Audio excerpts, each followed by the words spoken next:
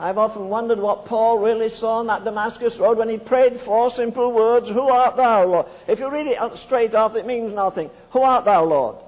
But suppose you can read it this way, who art thou, Lord? Here's a man with a colossal intellect. Here's a man who is in every category, is in the highest category. He's a Hebrew of the Hebrews. He's a Pharisee of the Pharisees. He's of the tribe of Benjamin. He's of the seed of Abraham. He had fulfilled the law. He says concerning the law it was blameless. And yet he's going down that Damascus road breathing out threatenings with a heart full of fire and hatred. You talk about a miracle of the grace of God. That man had murdered people, as he says in the 26th of Acts. He tore families apart. He chased them off into strange cities. And that very man whose body, whose brain was filled with theology and his heart was filled with hatred, wrote the most amazing hymn, the most amazing poem on love that was ever written.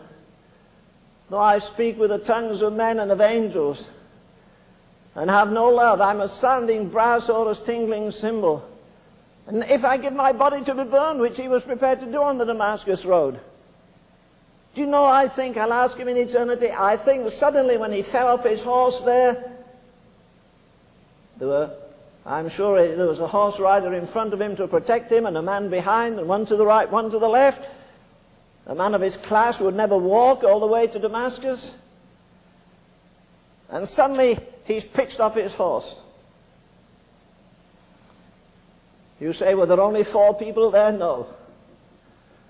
You say there was a man riding in front? Yes, one behind, one to the right, one to the left. Were they the only witnesses? Maybe on earth. I want to tell you, I believe every demon in hell was looking down on that man at that moment. I believe every angel in heaven was looking down. The demons, because he was their best advocate on earth.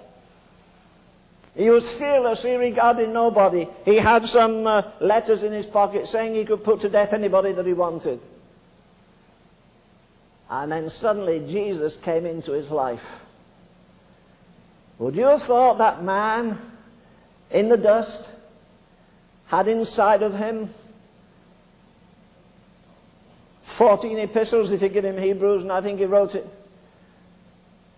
Would you think that he would go through Asia Minor and establish a dozen or more churches?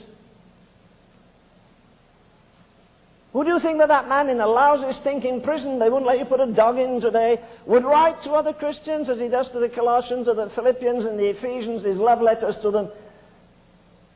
And as he says, rejoice in the Lord. And again, they should have been sending letters of comfort to him, and he's sending letters of comfort to them. Why?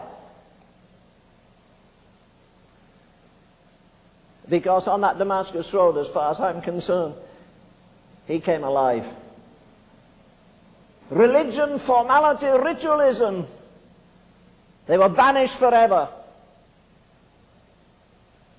And then after that experience, he was shut away in the quietness. Maybe that's why God's brought some of you around here, so you can get alone under a tree somewhere and talk to God and find out where he wants you to go.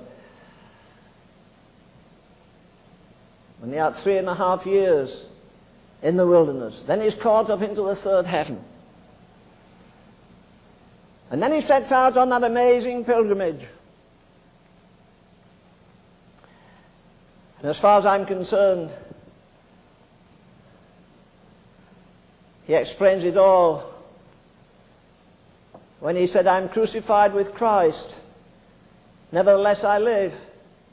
And yet not I, but Christ liveth in me. And the life which I now live here in the flesh, I live by the faith of the Son of God.